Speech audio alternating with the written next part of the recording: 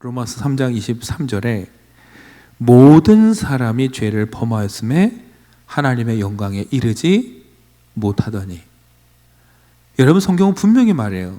모든 사람이 죄를 범했다고. 의인은 없나니 한 명도 없다고. 그렇기 때문에요, 저와 여러분이 앉아서 누가 의인이냐 그걸 따지고 논하는 건 어리석은 일이에요. 의인이 복 받는다, 그것도 사실 엄격히 말하면 잘못된 말이에요. 저와 여러분이 해야 될 일은 사실 뭐냐면은 내가 죄인이라는 걸 인정하고 나의 죄가 뭔지를 깨닫는 것. 여러분 사실 오늘 시편 32편은 강조하는 게 그거예요. 그걸 깨닫고 인정하는 사람이 복이 있다라는 거. 그런데 시대가 악해질수록 점점 어떻게 돼요? 여러분 서로를 쳐다보면서 아, 나만큼만 살라고 해, 이렇게 해야 되지, 점점 내가 죄인이구나 이런 인정하는 사람이 없어져요. 개성이고 인권이고 자유고 개성, 이런 모든 이름으로 다 덮어가면서 이제는 죄가 죄가 아닌 시대를 살아가고 있고, 하도 흉악한 일들이 벌어지다 보니까 내가 저지른 죄는 죄 같지도 않아서 죄라고 인정하지 못하는 그런 슬픈 시대를 우리가 살아가고 있다는 거, 이게 사실은 정말 비극이에요. 사람과 사람 사이에서는 여러분 그렇게 위안을 받을지 몰라도요, 하나님과 우리의 관계에 있어서는 그 변명도 그 설명도 통하지 않기 때문이에요. 그냥 하나님 앞에서는 죄인일 뿐이에요. 그리고 그 하나님 앞에서 복 있는 사람은 누구냐면은 내가 죄인이라는 걸 깨닫고 빨리 인정하는 사람, 그 사람이 복 있는 사람입니다. 여러분 예전에도 한번 말씀드렸는데 인디언 속담에 그런 속담이 있다고 합니다. 어린아이의 양심은 삼각형이고 어른의 양심은 동그라미다. 어렸을 땐 뭘 잘못하면요, 이 양심이 돌면서 그 삼각형 모서리가 찔러대요. 아파요. 근데 세월이 흐르고 나이가 들어갈수록 이게 닳고 무뎌져서는 이제 어떻게 돼요? 동그라미가 되니까 죄를 져도 양심이 돌아도요, 찔리는 게 아무것도 없고 점점 못 느끼게 되는, 여러분 우리가 정말 그 양심의 무감각 시대, 죄의 무감각함의 시대를 살아가고 있다고 봐도 돼요. 그러면 못 느끼니까 속 편한 거 아니냐? 여러분 못 느끼니까 편하다고 말할 수도 있겠지만 과연 그것이 끝도 좋은 결말을 불러오느냐? 그건 아니라는 거예요. 얼마 전에 몸이라는 선물이라는 책을 한번 보고 책을 본 적이 있어요. 폴 브랜드라고 하는 분과 필립 얀시라는 분이 지은 책인데, 몸이라는 선물. 근데 사실 그 책을 같이 지었던 폴 브랜드 박사는 일찍 돌아가셨는데요, 예전에 두 사람이 또 고통이라는 선물도 썼어요. 근데 이 폴 브랜드라는 분이 참 특이한 게 부모님이 선교사였고요, 인도에 선교를 갔었고 본인도 나중에 의사로서 선교를 하며 살았어요. 이분이 연구한 것 중에 하나가 뭐냐면 한센시병이에요. 예전에 나병이라고 불렀던. 이분이 왜 나병에 집중했냐면은 부모님을 따라 선교지에 가서 한센병에 걸린 사람들을 봤는데, 이 한센병에 정말 문제가 뭐였나 봤더니, 여러분 한센병이 통증을 전달하는 우리 신경을 파괴한다는 거예요. 우린 예전에요, 한센시병에 걸리면 그 균 때문에 손이 떨어져 나가고 기형이 된다고 생각했어요.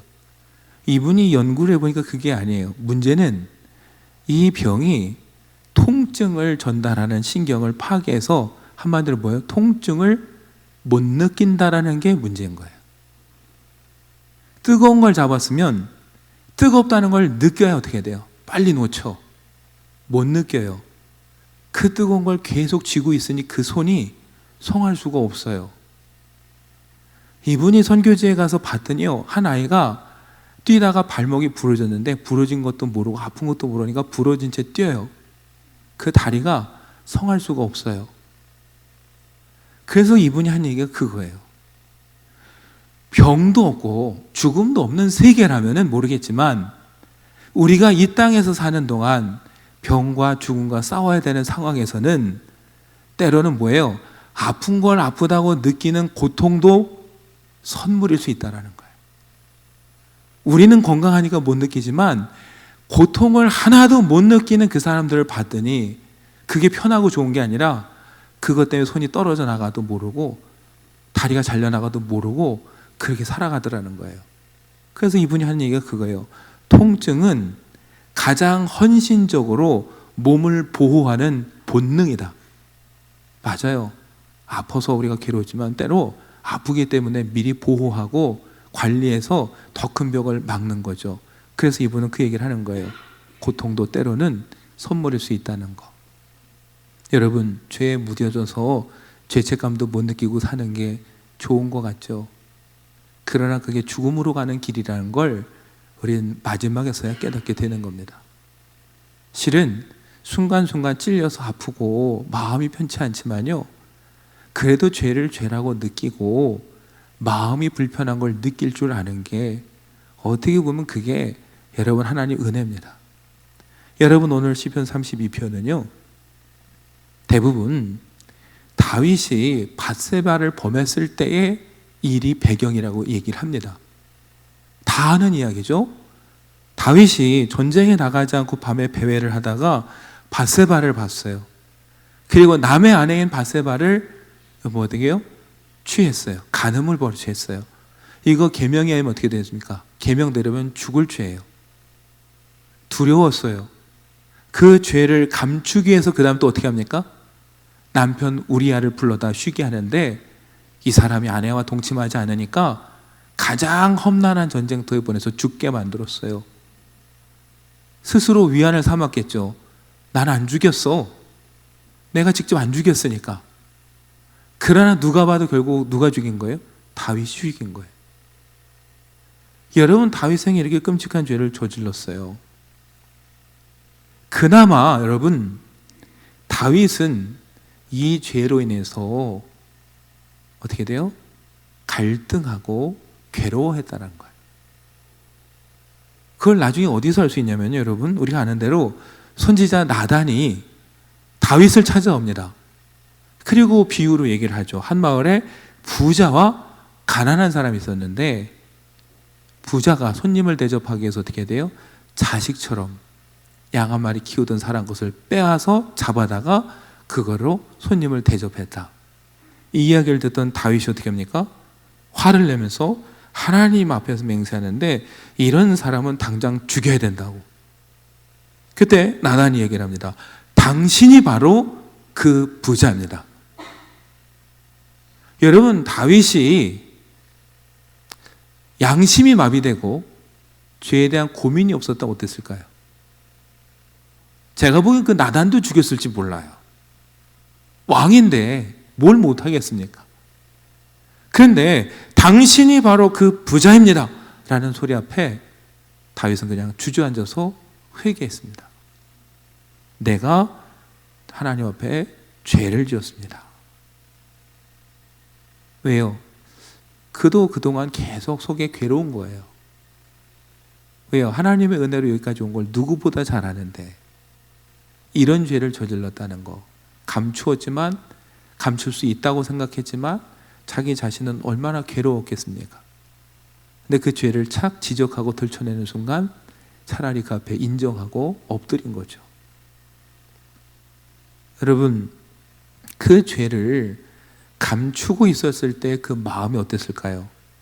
오늘 본문에서 찾아보면은 3절의 말씀이 거기에 해당되지 않을까 싶어요. 여러분, 3절 한번 보시면 내가 입을 열지 아니할 때에 종일 신음함으로 내 뼈가 쇠하였도다. 입을 열지 않았다. 말하지 않고 이 죄를 숨기고 있을 때 어떻게 해요? 종일 신음했어요. 속으로 혼자 끙끙 앓았어요. 그래서 내 뼈가 쇠했다, 말랐다 그럽니다. 더 나가서 4절에 보니까 주의 손이 주야로 나를 누르시오니 내 진액이 빠져서 여름 가뭄의 마름같이 되었나이다. 여러분, 시름시름 앓다가 몸도 아팠는지 몰라요. 근데 다윗은 이걸 뭐라고 표현했냐면은 주의 손이 나를 누르셨다. 그래서 어떻게 해요? 마치 내 진액이 다 빠져나와서 내 뼈도 내 몸도 여름 가뭄에 마르는 것 같이 다 말라 갈라졌다라는 거예요. 여러분 얼마나 괴로우면 마치 하나님이 나를 기름 짜듯이 그냥 찍어 눌러서 그냥 내 진액이 다 빠진 것 같다 이렇게 고백하겠습니까? 정말 갈등하면서 괴로웠던 거죠. 여러분 그 끝에 드디어 뭐예요? 자기 죄가 드러날 때 다윗은 차라리 그냥 인정하는 거예요. 제가 오죽 여러분 힘들면 그냥 차라리 그 앞에 인정하겠습니까? 맞습니다. 제가 하나님 앞에 죄를 지었습니다. 여러분 나단이 그때 말해요. 여호와께서 당신의 죄를 사하셨기에 당신이 죽지 않을 것이다. 죽을 거라고 생각을 했는데 자기 입으로 고백하고 나니까 하나님께서 당신의 죄를 사하셨기, 용서하셨기에 죽지 않을 겁니다. 여러분 이 소리를 들었을 때 너무나 기쁜 거예요. 죽을 줄 알았는데 살아났다는 게, 내가 이 죄가 드러나면 죽을 거라고 생각을 했는데 죄가 드러나고 고백했더니 차라리 하나님께서 오히려 용서해 주시는, 그 수많은 몇 날 밤을 지새며 정말 속으로 앓더니 문제가 차라리 해결해지는 순간 너무 기뻤어요. 여러분 그래서 오늘 1절과 2절에 그렇게 시작하는 거예요. 허물의 사함을 받고 자신의 죄가 가려진 자는 복이 있도다. 마음에 간사함이 없고 여호와께 정죄를 당하지 아니하는 자는 복이 있도다. 여러분 이렇게 번역했지만 원래 히브리어의 느낌대로 한다면은 복되도다. 복 있는 사람아, 허물의 용서를 받은 사람이요, 네가 복 있는 사람이다. 이렇게 외치는 거예요. 그냥 죄책감에 며칠을 앓다가 얼마나 그냥 속이 시원하면 복되도다. 허물의 사함을 받은 자여, 네가 복된 사람이다. 이렇게 스스로 외치는 거예요. 여러분 1절과 2절 가만 보면요, 다윗은 세 가지로 죄를 표현했어요. 허물이라고 표현했고요, 두 번째 1절 중반부에 보면 뭐라 합니까? 죄라고 그랬어요. 그리고 우리말은 더 분명히 드러나진 않지만 원어를 보면은 또 한 번 죄라는 단어가 나옵니다. 전부 3번 나와요. 허물이라는 건 여러분 여기서 쓰여진 단어 원래 어떤 의미냐면 신하가 왕에게 모반을 꾀했는 때 쓰는 단어예요. 그러니까 한마디로 어떤 죄입니까? 신하가 왕에게 반역을 꿈꾸라고 하면 우리에게 적용한다면은 우리가 하나님의 뜻을 거슬러서 하나님께 도전하는 거예요. 그런 죄. 그 다음에 두 번째 나오는 죄는 다른 게 아니에요. 원래 우리가 가장 성경에서 많이 말하는 죄, 뭐라고 합니까? 표적에서 벗어난 것을 죄라고 한다고 그러잖아요. 그러니까 하나님의 의도와 하나님의 계획에서 벗어나서 딴 길로 가는 죄. 그리고 또 하나 우리말로 명확하게 번역되지 않았지만 나오는 죄는 뭐냐면요, 의도적으로 저지른 범죄를 뜻해요. 그러니까 다윗은 말하는 거예요. 하나님 앞에 도전하고 반역했던 죄를 사함을 받는다. 여러분 사함을 받는다, 그건 하나님께서 들어서 던지신다는 뜻이에요. 짓누르고 있던 것을 드러내 주신다는 뜻이에요. 한마디로 뭐예요? 하나님께서 죄를 고백하면 우리를 누르고 있던 그 죄책감으로부터 자유롭게 하신다는 거예요. 모든 걸 집어 던져주시는 거예요. 그러니까 하나님은 하나님을 도전하는 죄도 그렇게 용서해 주시고 하나님의 뜻에 벗어난 길로 가는 그 죄도 용서해 주시고, 하나님은 또 어떻게 돼요? 의도적으로 저지른 죄 또한. 그러니까 한마디로 말해서요, 다윗이 말하는 건 죄예요. 모든 죄, 어떠한 죄든지 간에 하나님 앞에서는 그건 다 죄라는 거예요. 동시에 하나님은 우리가 회개하기만 하면 모든 죄들, 무슨 죄든지 간에 사하실 분이라는 거. 그 은혜를 경험한 다윗은 사람들에게 말하는 거예요. 한마디로 뭐라고요? 회개하라고. 하나님 앞에 나와 자기의 죄를 고백하는, 그래서 정말 마음의 짐을 덜 구는 사람이, 이 사람이 뭐예요? 복 있는 사람이에요. 죄가 죄인지도 모르는 사람도 비참한 거고, 죄인 걸 알면서 혼자 끙끙 앓고 양심의 가책으로 괴로워하면서도 혼자 참고 감추고 사람들 앞에 드러날까, 하나님 앞에 드러날까 그걸 부끄러워서 감추는 사람도 그것도 미련한 자예요. 그것을 빨리 하나님 앞에 내놓는 사람, 여러분 그 사람이 복된 거예요. 여러분 2절에 우리가 눈여겨볼 바에 또 하나 있어요. 마음에 간사함이 없는 사람, 이 사람이 복되다 그랬어요. 마음에 간사함이 없다라는 건 위선이 없다라는 거예요. 진실하다는 거예요. 이 말을 오해하면 안 됩니다. 죄가 없는 사람인 뜻이 아니에요. 아까 말씀드렸잖아요. 이미 우리 중에 죄 없는 사람은 없어요. 모두가 죄인이에요. 그렇다면 마음에 간사함이 없는 사람이란 다른 사람이 아니라 하나님 앞에 그 죄를 솔직히 고백하고 감추지 않는 사람. 여러분, 이 사람이 복이 있는 거예요. 다윗이 그것을 체험했어요. 몸으로 경험했어요. 그래서 정말 복이 있는 사람은 다른 사람이 아니다, 이런 사람이다 라고 외치는 거예요. 그리고 여러분, 주변에 있는 사람들에게 이렇게 당부합니다. 5절을 보시면 5절에 이렇게 말합니다.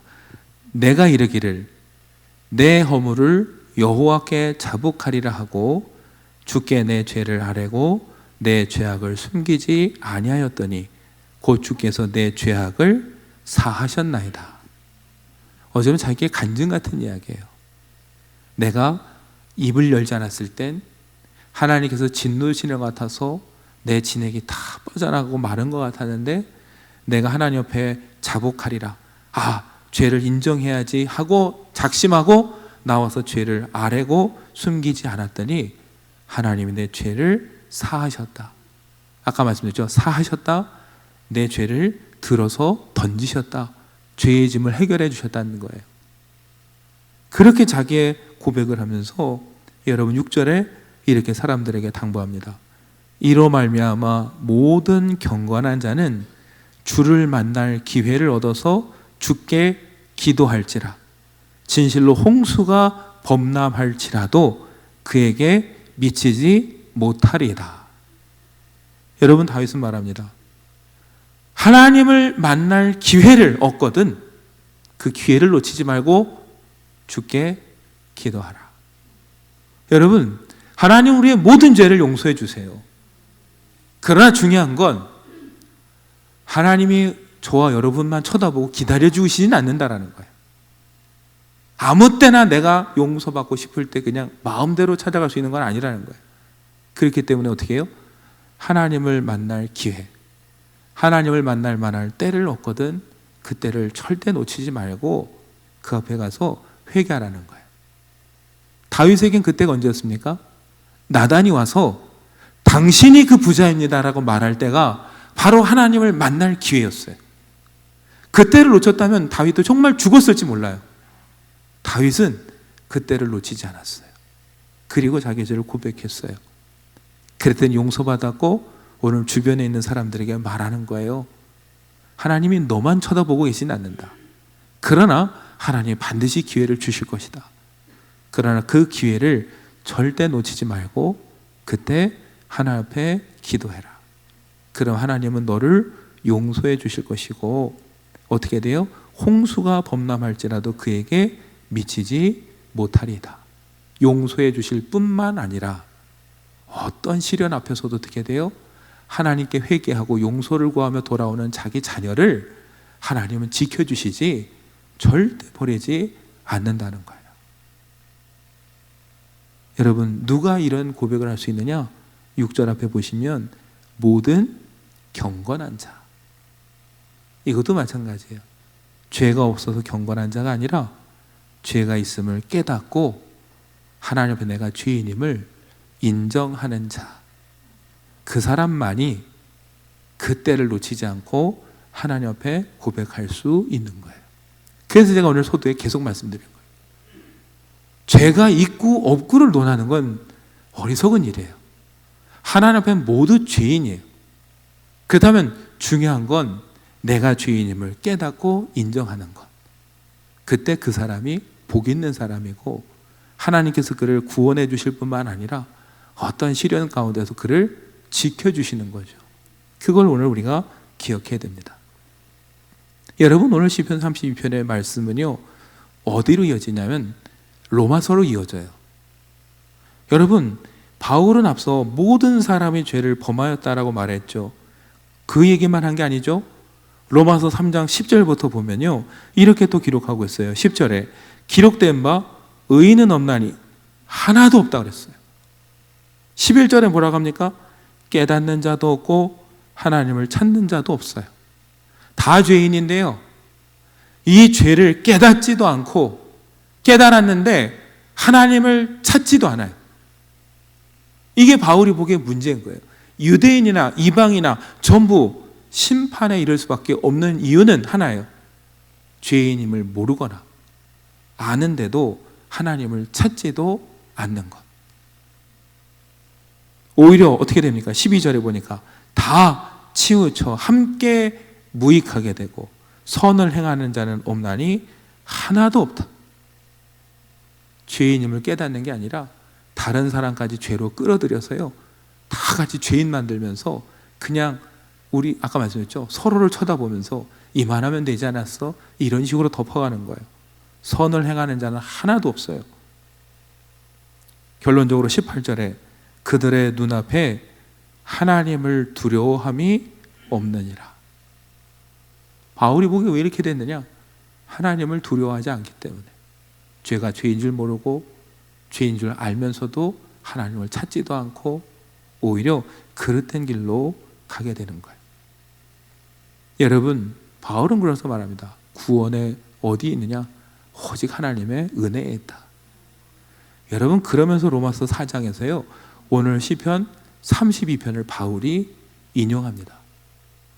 로마서 4장 6절부터 보면요, 일한 것이 없이 하나님께 의로 여기심을 받는 사람의 복에 대하여, 즉 한 것도 없이 하나님으로부터 의롭게 칭함을 받는 그 은혜를 다윗이 누렸어요.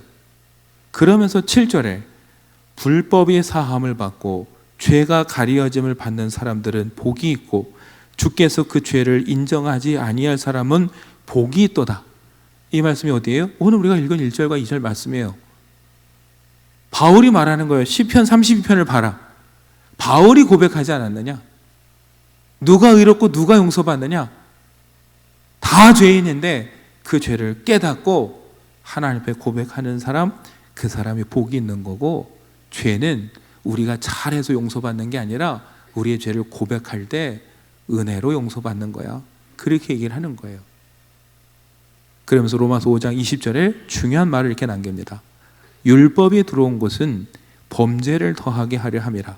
그러나 죄가 더한 곳에 은혜가 더욱 넘쳤나니. 죄를 졌는데도 아무 일이 안 생기면 여러분 좋은 게 아니라요, 사실 더 두려워해야 돼요. 나를 이제 버리셨구나. 뭘 해도 관심이 없으시구나. 오히려 저와 여러분이 곁길로 갈 때 하나님이 나를 일깨우기 위해서 뭔가 나를 채찍질 하시거든. 이때가 하나님을 만날 만한 때고 은혜의 때구나. 여러분과 제가 그것을 깨닫고 주님께 돌이켜 고백함으로 여러분, 죄가 더한 곳에서 더 큰 은혜를 발견하고 경험할 수 있는, 그리고 많은 사람들 앞에 가서 그 은혜를 다윗처럼 나눌 수 있는 저와 여러분이 되면 좋겠습니다. 여러분, 사람들 앞에는 설령 말하지 못할지라도 하나님 앞에 말할 수 있어야 돼요. 그분은 용서해 주시고, 우리가 고백하면 홍수 가운데서도 우리가 범람하지 않도록 지키신 분이라는 오늘의 말씀을 기억하고 늘 하나님 앞에 정직하게 나가서 하나님을 의지할 수 있는 저와 여러분이 되기를 간절히 소망합니다.